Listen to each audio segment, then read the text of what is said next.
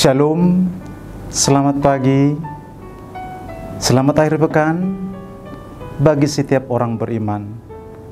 Ketika kita boleh bertemu pada Sabtu ini, tanggal 8 Februari 2025. Bila kasih karunia Tuhan senantiasa menyertai kita sekalian oleh kuasa yang begitu ajaib dan dahsyat adanya di dalam Kristus Yesus. Amin. Firman Tuhan yang boleh menyapa kita pada pagi ini, saudaraku, diangkat dari kitab Injil Markus pasal 1 ayat 35. Ini firman Tuhan. Ini kebenarannya. Pada pagi benar, waktu hari masih gelap, ia bangun dan pergi keluar. Ia pergi ke tempat yang sunyi dan berdoa di sana.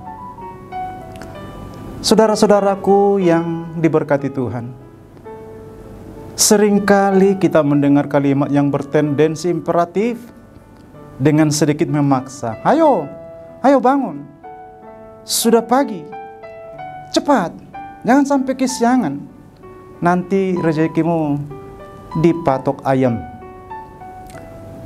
Kalimat ini memang sedikit lucu, tetapi kata-kata ini memotivasi orang untuk bangun lebih awal pada pagi hari. Bangun pagi adalah gambaran dari awalnya sebuah perencanaan hidup. Dengan bangun pada pagi hari, saudaraku, apa yang kita pikirkan dan rencanakan sebelumnya di malam hari dapat kita lakukan. Dengan bangun pada pagi hari, bakal ada rezeki yang kita harapkan dengan melakukan aktivitas keseharian kita. Lantas, yang menjadi pertanyaan adalah, apa yang pertama kali kita lakukan ketika kita memang bangun pagi? Apakah kita langsung melihat jari jemari kita untuk berdoa? Apakah kita langsung melipat jari jemari kita untuk berdoa? Ataukah kita langsung mengerjakan pekerjaan yang tertunda tadi malam atau kemarin? Saudara, hari masih gelap, jauh sebelum siang, ketika yang lain masih terlelap di tempat tidur, Yesus berdoa seorang diri, mengambil tempat yang sunyi, tidak terusik oleh apa dan siapapun. Ia sebagai anak Daud sejati yang tetap ingin bertemu dengan Sang Bapa. Yesus Kristus mengangkat doa di pagi hari dan terjaga di tengah malam untuk menaikkan syukur. Doa penuh penyerahan jiwa dengan persiapan diri dalam kepatuhan dan kerendahan hati. Lalu dalam hal ini, saudaraku, sebagai Kristus, ia tahu apa yang akan dia lakukan di hari ini. Ia tahu apa yang bakal terjadi dalam hidupnya hari ini.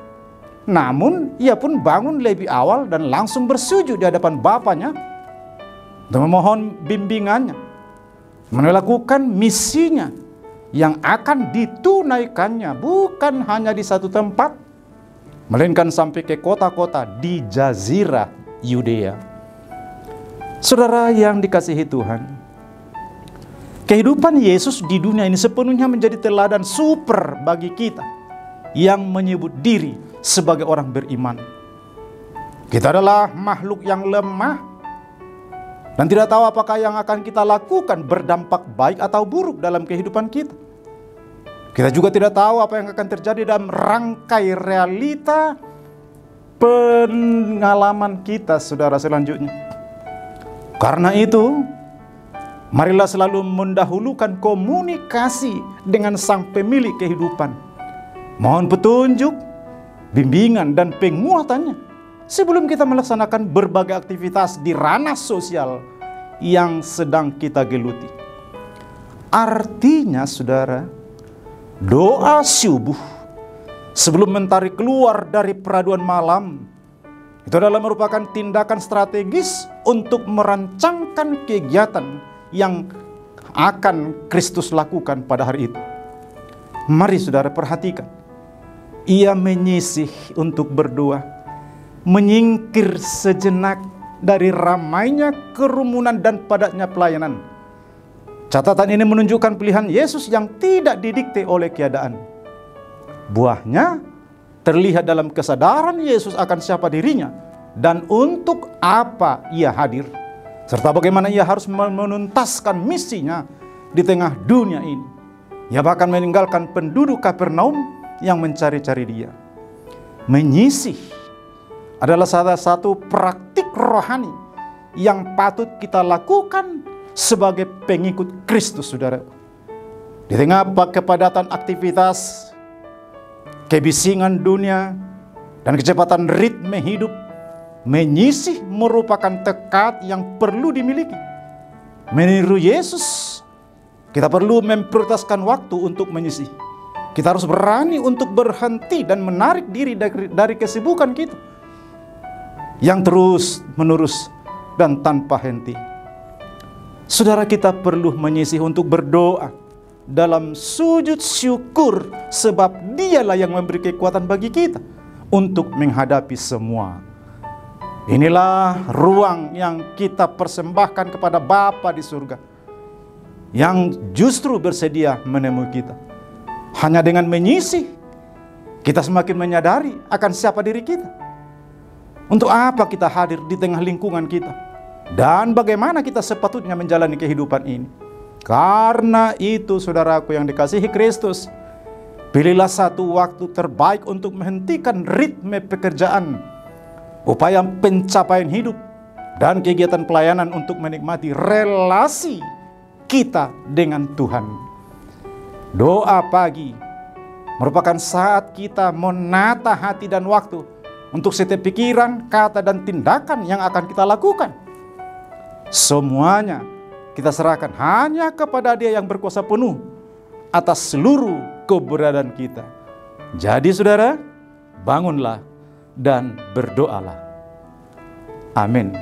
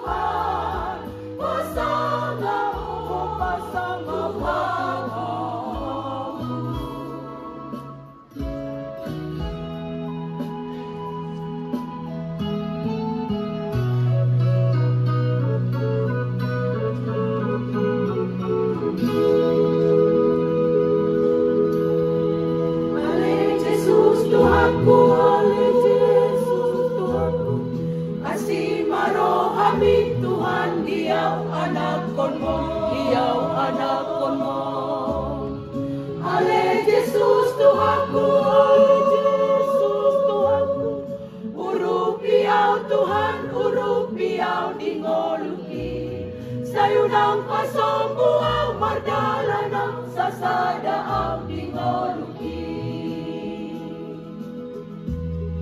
Sa diyok matangagku, matiyok tangagku, sa togu-togu ang didalaki na mauli, dalan na mauli. Nang hadala na nagawin salaka na ture at urais do dalaki.